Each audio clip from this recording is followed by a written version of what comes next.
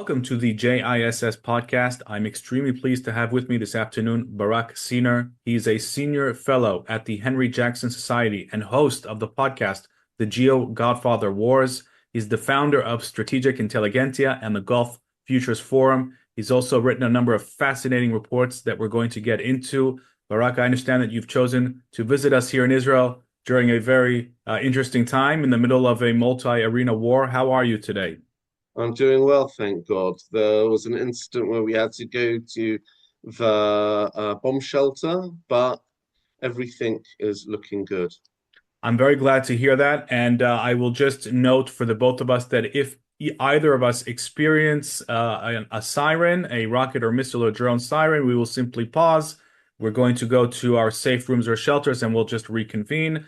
And you, the audience, won't see any of that because we're going to be editing since we're not recording live. So let's get straight into this. Now, first of all, your podcast, just the name of it, Barak, is fascinating. Tell us a little bit about your podcast. What made you get it going? The influence of The Godfather on your geopolitical analysis. I think this is very interesting. Let's start with that. I'm a huge Godfather fan, as I know you are, Yaakov. Yep. And I published an essay in the American Interest, which is an American journal, called The Godfather Wars a few years ago, where I took characters from The Godfather and used them as models for geopolitical dynamics. So, for example, right, Vito Corleone, he was somebody who prioritized political interests over commercial interests. He didn't want to go into the drugs trade because that would cost him political capital. And so you saw prior to, for example, World War One, Germany's biggest trading partner was Russia and Britain. And yet they chose to go to war with them despite their commercial interests. So don't think that foreign policy is always transactional. Right. Sometimes it is about identity. Identity matters more than sort of income. Then cost And benefit calculations. Right. there's just one other example. There's a great line in The Godfather Part 3 where Don Lucchese says to Vincent Corleone, he said to him, I see you understand guns. Economics is a gun. Politics is knowing when to pull the trigger. And so there was this sense that economic liberalization and interconnectedness that marked globalization would actually cause China to spill over to political liberalization. The economic liberalization would spill over to political liberalization.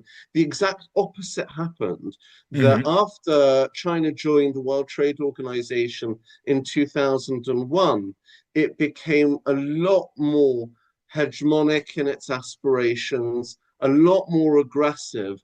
So actually, increased income leads to an assertion of identity. We saw exactly the same thing with the 9/11 attackers. The 9/11 attackers were all upper middle class people. None of them were impoverished. Right. So Right. just in, there's lots of others. For example, Fredo, where he was accused of banging cocktail waitresses two at a time, right? Well, countries hedge. Until recently, Saudi Arabia sought to have a military security guarantee with the United States. It enjoyed that, while at the same time pivoting towards participating in the Shanghai Cooperation Organization and having a political rapprochement with Iran. So, Turkey is Right. hedges.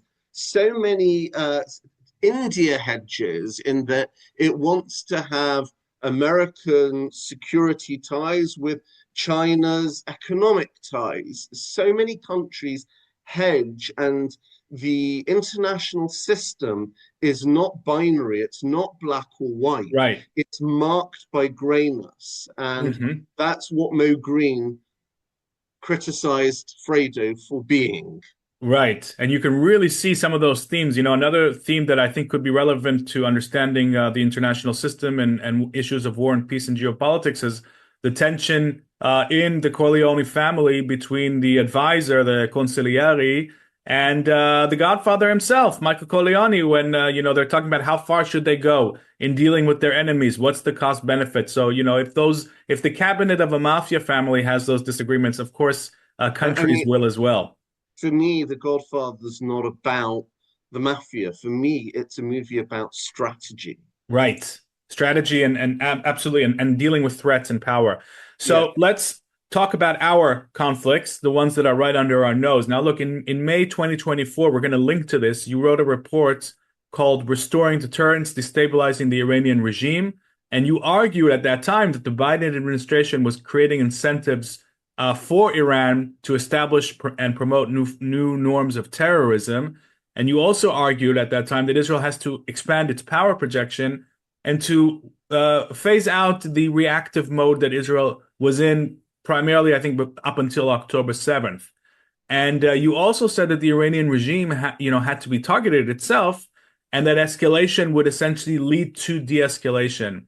Now, from that lens, I'd be very interested in hearing how you view the current situation, the current war. Do you think that things are being handled in the right manner to achieve the kinds of longer term strategic goals that you are promoting, or is it not going in the right direction? How do you view the current situation?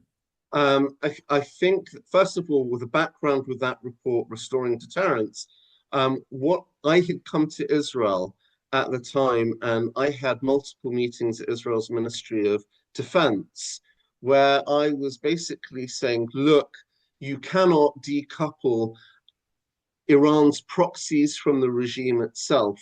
By Israel responding to threats on its borders in a reactive manner when they emerge, you're actually enabling the Iranian regime to achieve its strategic depth that it sought and hide behind its proxies. You need to hold the Iranian regime to account. And the problem with the Biden administration's constant mantra of promoting de-escalation, de-escalation, what that actually caused was Iran creating new norms of terrorism that became increasingly accepted. So, funnily enough, when I spoke at the Ministry of Defense, there was enormous reticence to the idea of targeting the regime itself, IRGC facilities, energy facilities, etc. There was a reluctance to escalate, and I was making the case that actually courting brinkmanship will cause them to de-escalate. That Hmm. will restore deterrence. Funnily, and I think I was one of the first that was speaking about the fact that Israel needed to increase its power projection. That was not something that you readily heard. It's been really heartwarming to actually see Israel projecting power more broadly, more frequently across the region, achieving air dominance over Iran. The problem that I face is in another report that I published called, and I'll hold it up for you to see, Israel 2048, a blueprint for a rising asymmetric Yeah, geopolitical we're going to link power. to that as well. Yeah. I co-authored that with David Wormser.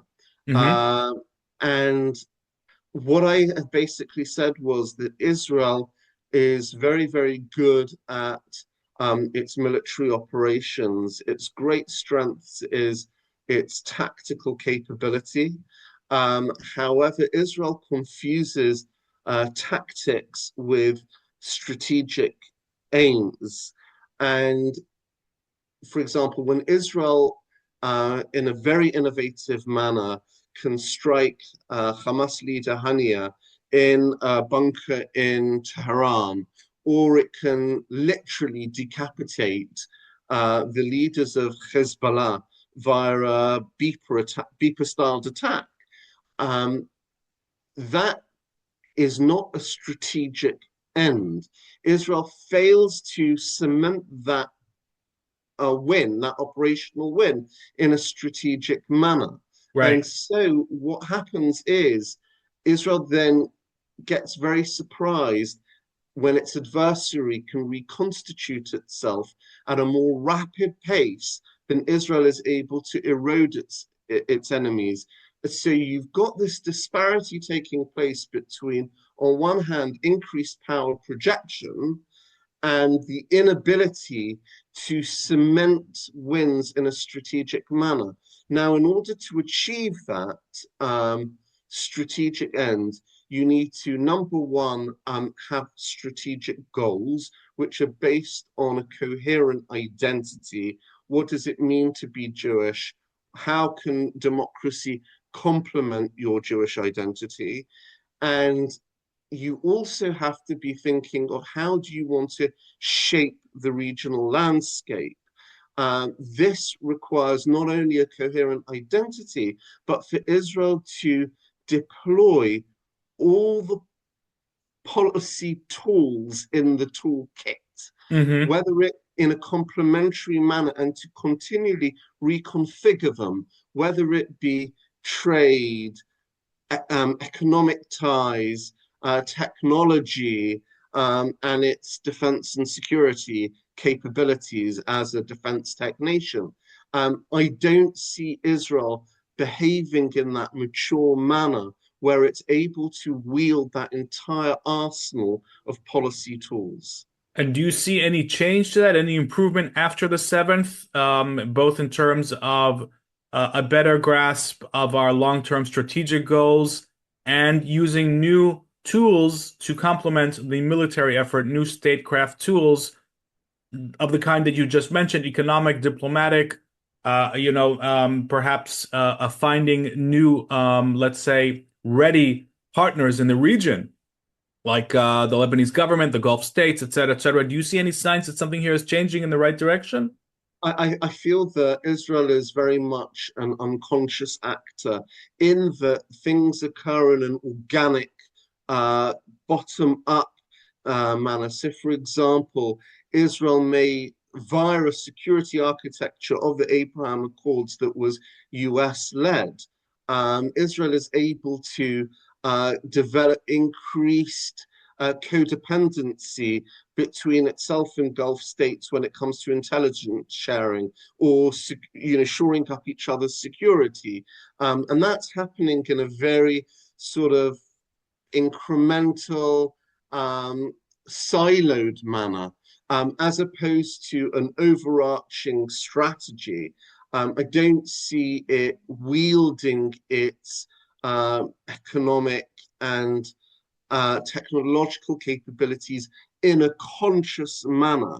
Israel reacted to the fact that countries may be holding up or denying the delivery of a critical weapon system to Israel in its war in Gaza. So it decided to onshore its own lines of production, which is very, very critical. But that occurred as a result, in reaction to something that happened.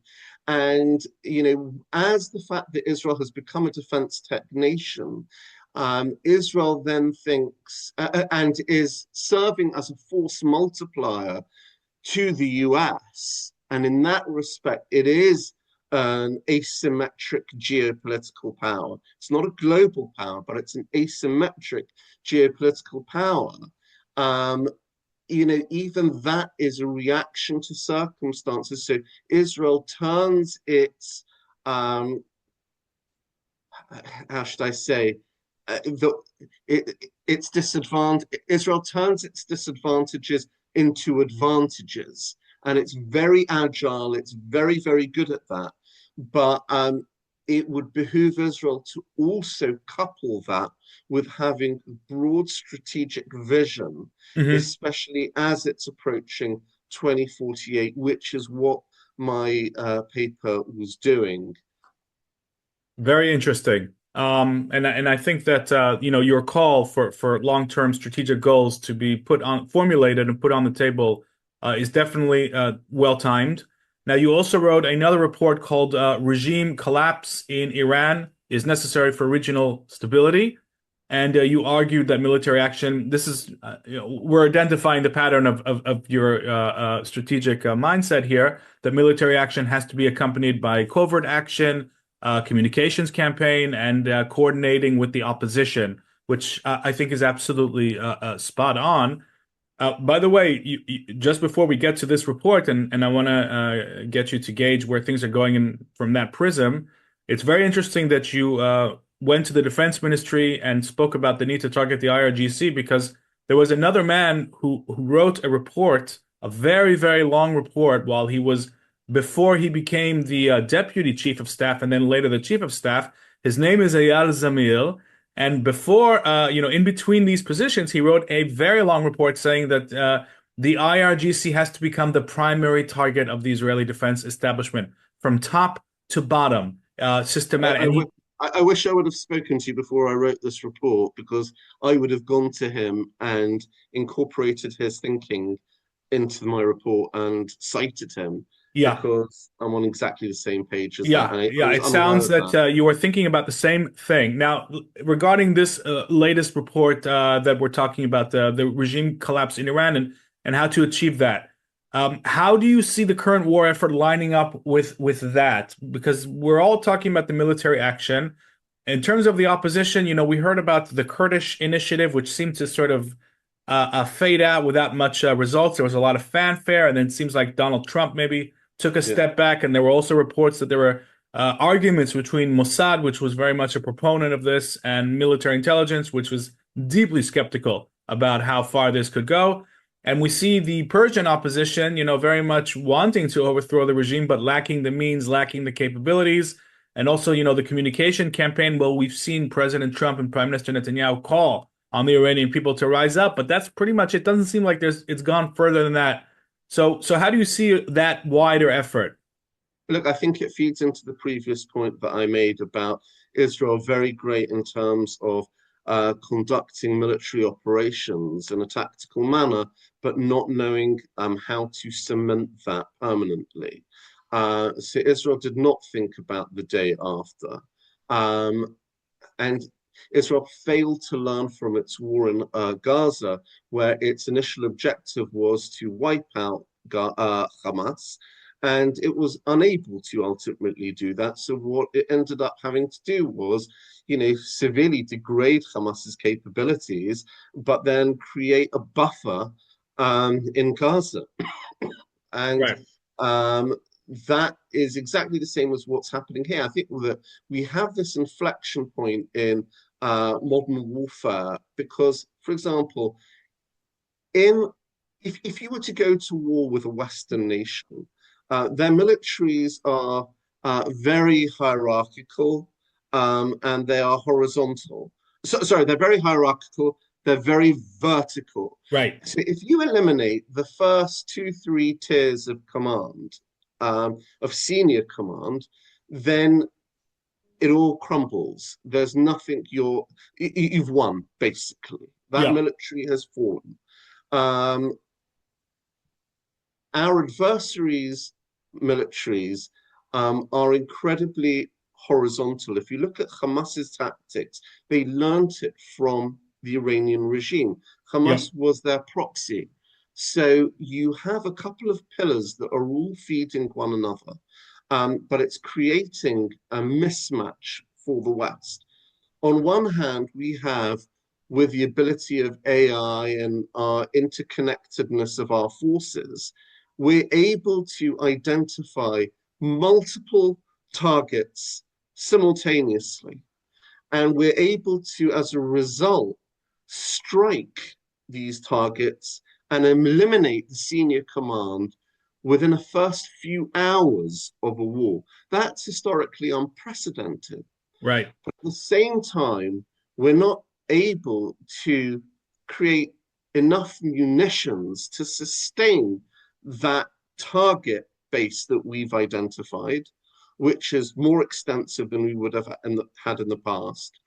And we're not identifying the fact that we are using a vertical solution to a horizontal problem, in that the Iranian regime has remarkable survivability because it's decentralized. They have devolved power down to local mobile commands.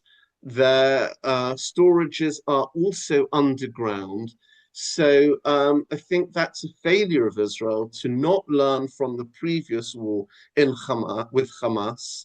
And yeah, I find it remarkable that America never considered that. So while I'm very much in favor with Operation Epic Fury, or what you in Israel call it, Rising Lion. Roaring Lion. Rising was the last one. Okay, so I still would have anticipated things to go sideways, and that's why in my report, regime collapse in Iran. Gosh, I can't. Regime collapse in Iran, a necessity. I forgot the name of it. I'm going to repeat this in a second. It's called regime collapse in Iran is necessary for regional stability, right? Yeah, so that's why in my report, regime collapse in Iran, a necessity for regional stability, I identified the fact that you can't rely on military strikes alone. You can't just militarily target the regime. The opposition is flat, decentralized, not coordinated, with radically diverging agendas. Right. What you have to do is a multi-pronged approach of communicating with you, having a communications campaign to reach the Iranian people, coordinating the opposition, offering financial inducements for sort of senior Basij leaders to defect and in turn offer intelligence, as well as target the regime and engage with secessionist groups. Right. And they have been offering, by the way, sorry to interject, they've been offering immunity to any IRGC, Basij or non-Basij. And I assume that the financial incentive is sort of a hidden carrot that's there as well. That should have preceded the war. Right. That shouldn't have come now. Okay. Right? You get your ducks in a row beforehand. I do have to add just a couple of things. Sure. I think that the reports that I've written have been quite prescient and ahead of the curve. I also have to say, though, while I am quite critical of Israel's approach to statecraft, wherever you are regardless of where you are on the political spectrum, I think Netanyahu is quite remarkable in that as an individual, he's somebody who overhauled the Israeli economy to be a free market economy. He's the one that spearheaded ties with Gulf states way before the Abraham Accords, right? I don't know the extent that the Trump administration borrowed from Netanyahu's thinking or was just merely aligned to it. He has been also on the forefront of turning Israel into a cybersecurity power as well. So I think that as a strategist, he's quite brilliant. I think that Western nations do not have his equivalent. However, I think that the system itself, the political system itself, does not lend itself to strategic thinking. And maybe, Barak, that's a bigger problem with democracies, in general, because if the government is in power for 4 to 5 years max, how can they run a long-term strategy? It seems to be a question that we're feeling the effects of the most because of our very unique major challenges, security and strategic. But perhaps it's a question for all democracies to answer, especially if they want to compete with other kinds of political systems. I think it definitely is a problem with democracies. In contrast, a country like China is able to think centuries ahead with its Belt Road Initiative. You would not be able to get the short-term democracy thinking in that type of scale. I mean, this is the biggest infrastructure project in world history. Right. However, at the same time, the flip side occurs in that with a hyper-centralized power like the CCP in China, you then have over budgetary expenditures, and then the project falls short. But the problem that Israel, so getting that balance between democracy and autocracy for long-term strategic thinking is a continual challenge, but at least be engaged in that challenge. Sure. The problem that Israel faces is that it is a hyper democracy in that having a system of proportional representation, it means that over 80% of government decisions are not executed because the civil service holds up the process, saying that they're studying the issue because they know that in a year's time, there'll be another minister with another chief of staff with an alternative or opposite agenda. Now, if that was a business, it would go bankrupt. So you could say that the real miracle of the state of Israel is that it thrives in spite of itself. Very interesting take. And the dynamics that you're describing between the civil servants and the ministers reminds me of the great British comedy Yes Minister from the 1980s, which Yeah, really masterfully which was so highlighted that. accurate. Yeah, It's so who accurate. holds the power? Let Right. me bring us back to the war. The final question I have about the war, and I want to also talk about some other actors and how they're responding to the war. What do you think of the argument that regime change, while certainly is a valid aspiration, and we see that steps are being taken, including the systematic targeting of the besieged, and there is an attempt, to rally the opposition. It falls far short of what you're describing, but it's clearly an aspiration, but that it shouldn't be the central goal because it's not a controllable thing, and that the goal is to weaken the regime and to keep it weak until it does actually fall. Do you think that that's a realistic approach to dealing with the Iranian threat? No, because that really is a kind of post facto rationalization for having a sort of military campaign approach, this top down striking targets approach. And what happens then is when that fails, America will attempt to redefine things in a bid to off ramp. So you'll have President Trump saying, well, regime change has happened because we have eliminated its senior echelon.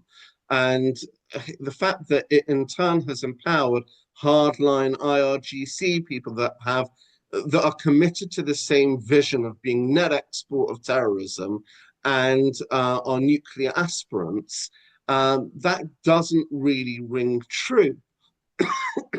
Similarly, when you have America attempting to off ramp, one way that it will do that is by decoupling Iran's capabilities from the nature of the regime itself.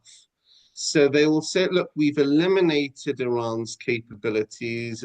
It has minimal ballistic missiles. If it has any enriched uranium, even if we can't identify it, it's minimal. But we've really degraded their military infrastructure so significantly that it will take them decades to scale back. But you're left then with a regime intact, with the same echelon of wanting to bring back the 12th Mahdi that by necessity places it in a confrontational posture with the West and with Israel as part of the West. And that decoupling of capabilities and identity is an intellectually dishonest one. And the only reason why you do that is because your capabilities are limited. So you're framing the objective to fit your capabilities, and you're also very cognizant on the impact of markets. And you want the markets to be okay. So you want to return back to a status quo, however dodgy that status quo was, with enormous potential for future escalation. America did that in the past with Russia. Victoria Nuland, I forgot her exact position. She basically said to a senior member of the Bush administration vis-a-vis Russia, right? Look, Russia is attempting to clamp down on civil liberties. It's becoming more authoritarian. What do? We can't simply allow that to happen. Hmm. So at the time, the response was, look, even though our administration is committed to exporting terrorism, we're not so bothered with Russia because it doesn't pose a military threat. So let's decouple its authoritarian nature and how it's clamping down on the rights of its citizens with it being a foreign policy threat. Now, ultimately, Russia did become that foreign policy threat because of its identity, right? It is a key member of the axis of resistance. It is offering technologies to Iran, which it uses in its missiles. It's offering it intelligence, Yeah. which And is, receiving. and which provides both of them longevity. It gives them resilience, and it undermines our war effort, whether it be in Ukraine or in Iran. So this type of off-ramping is very short term, and it will blow back. Okay, that's a very clear position. We could probably go on a lot longer about that because some might say that what you mentioned earlier, the resources available, they do have to shape, but the strategy. But I know that you're going to say that the strategy doesn't need to rely purely on the military resources, and that's exactly the crux of your argument. So I think your position is very clear here. Let's talk a little bit about the other players. First of all, the Gulf countries. I'd be very interested in getting your take on their behavior throughout the war. You know, they've spent billions on American hardware, and from other countries haven't really used it except for air defenses. And they seem to be doing exactly what you were talking about at the beginning of this conversation, hedging despite the fact that they've come under attack, that their civilian and economic hubs have come under Iranian missile and drone attack, and yet they still seem to be hedging. How do you explain this stance from them? I think that the war has escalated, um, but it's escalated up to a point where they can rely on American and Israeli intervention. The UAE has said, I think the UAE is even more vulnerable than Saudi Arabia because, fine, while Saudi Arabia's energy installations are under attack and are vulnerable, Iran knows that if it really targets Saudi Arabia's desalination plants and energy facilities that are quite near the shore, right? Uh, then then that's enormous escalation. So while escalation has happened, they want to mitigate the risk of that escalation and rely on American and Israeli leadership in this campaign. The UAE, in a sense, has been more targeted. It's bared or borne, my English is not great, but it's borne the brunt of the majority of the missile attacks. Now, that is a very strategic decision on the part of Iran because they know that the UAE serves as a financial hub in the region. And therefore, the asymmetric attacks that they are doing on the Gulf have exponential impact, right? Right. And that's how they level the playing field. They know as well that the UAE, and as well as Saudi Arabia, is meant to serve as a hub for data centers that America puts together. You know, um, Gulf territory, climate, income, with American investment and Israeli expertise. That type of technological triangle is meant to really serve America's great power technological competition with China. So by targeting the Right. UAE, it has broader geopolitical. It's not just a regional implication, it's a geopolitical implication. And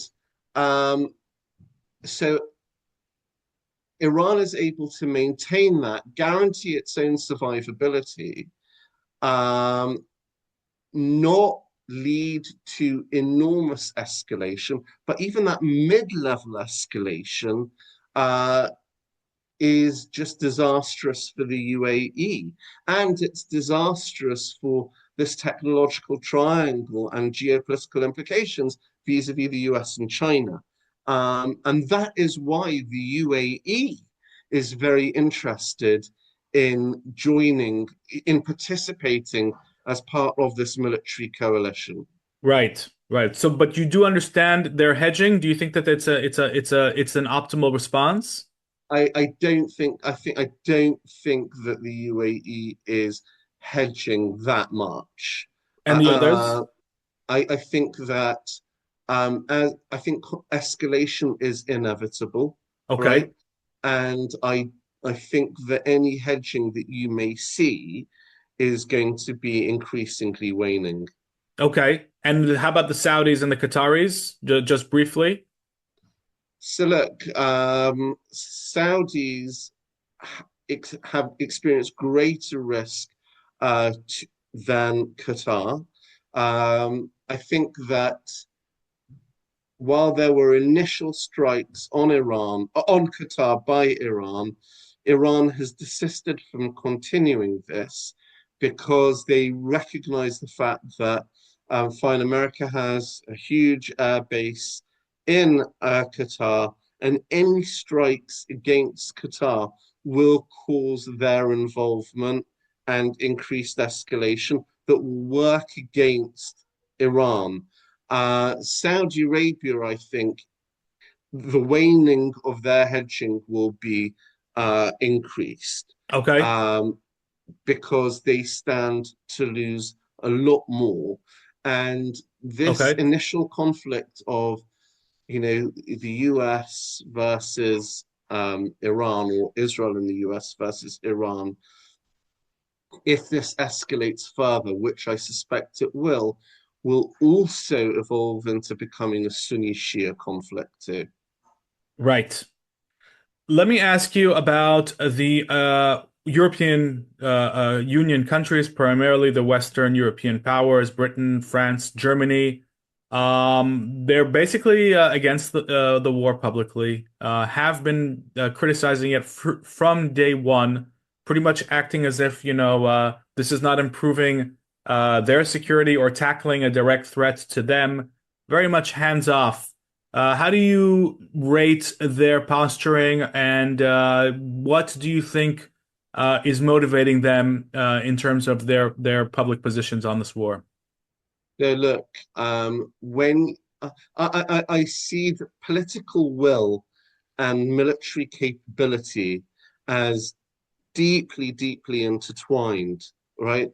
Um, these countries like the UK and other countries, they've attempted to brand themselves as middle powers. They're not middle, they're irrelevant powers. They are irrelevant geopolitically. The UK was not given heads up by the US in advance of the 12-day war last year, right? They lack the ability to project power in the Middle East, even though they can't even protect their own trade routes to the Middle East. And this is a country that is hungry for new markets, especially post Brexit. The reason why these countries have all embraced a Palestinian state, recognized the Palestinian state, is not a result of them feeding into their national calculus, their national interest. They don't even have a national interest anymore because they lack the ability to project power. Right. They're behaving like a grassroots NGO as opposed to a state by simply playing to their political base. And so actually, when I look at the fact that these states can't contribute, won't/can't contribute to US efforts against Iran or to keep the Straits of Hormuz open, or to the fact that they are eager to recognize a Palestinian state, for me, that's just an indication of their geopolitical irrelevance and their inexorable decline. So the lack of political will and the lack of military capabilities are intertwined, but it's underpinned by a lack of ethos. As I said before, Yeah. vis-a-vis Israel, um, ethos, identity underpins strategy. Well, the West lacks identity, and it's not only indicative of their geopolitical irrelevance, it's indicative of the inexorable decline of the liberal West, especially in Europe, right? Um, Fascinating insights there, Barak. Really interesting. Let me ask you if you have any final observation or insight that is global in nature before we conclude our conversation. We could definitely keep going for a lot longer, but I'd love to know if you think that there's a global trend that you're identifying, any kind of knock-on effect from the current war with Iran, something that you can leave our viewers with as an afterthought for the entire international system. I think that, as I said beforehand, the different pillars that feed into one another in the new modern era of warfare, that the ability to identify targets, engage them in a really exponentially rapid manner, the ability to create sufficient munitions, including Tomahawk missiles, right? Um, there must be an alignment between between these three pillars. Otherwise, America and other countries are going to be overstretched. They will not be able to engage in the Middle East and the Asia Pacific simultaneously. You've already seen America attempting to divert its military resources from Ukraine to the Middle East. Um, Israel, as a defense tech nation, can serve as a model for them to emulate on the fact that Israel is such a tiny nation and is out punching its weight by onshoring its lines of production, by having a rapid life cycle from inception to execution to deployment of different military hardware. That rapid life cycle needs to be adopted by Western nations. And in order to achieve resilience and to come up with coherent strategies, Western nations must re-explore our identities.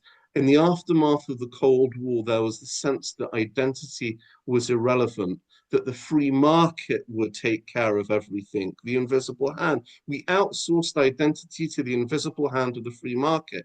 Right. And that was at a nation state level. Then we did that at a globalized level, right? So our adversaries, they do have a deep sense of identity and it informs their strategy. Putin, he announced his conflict in Ukraine standing next to a statue of Catherine the Great. He wants to restore that motherland. Yeah. China sees itself as the Middle Kingdom, as spiritually and ethnically superior to everyone else. It's not simply to reverse the century of humiliation. It really is a sense of we are entitled, we are going to be hegemonic, and that's a reflection, that's a spillover of our superiority, our metaphysical superiority, that is more transcendent to everyone else. You see Iran having, wanting the return of the 12th Mahdi and seeing itself, seeing its strategy even in eschatological terms to the point where its cost benefit analysis is different, alternative to that of the West. Its rationality, it's different. For them, courting suicide is the benefit. That's alien to us. So our identity, we need to restore our identity, whether it be that of the Jewish state or whether it be that of the liberal West, which has been informed by the Judeo-Christian heritage. We cannot dilute it as a result of either the free market or social Marxism, which dilutes even their gender. So we can't be non-binary, whether it be in our foreign policy or whether it be with our sexual identity. Wow, Barak Seener, thank you so much for joining this podcast. I think you have provided enormous food for thought for our viewers, and I'm sure that they will be responding in kind. So definitely, if you're watching this, help get this kind of insight out. Share the video, subscribe to the JISS YouTube channel. Thank you so much for joining us, Barak. This has been absolutely fascinating for me, and I'm sure for the viewers as well. Thank you so much.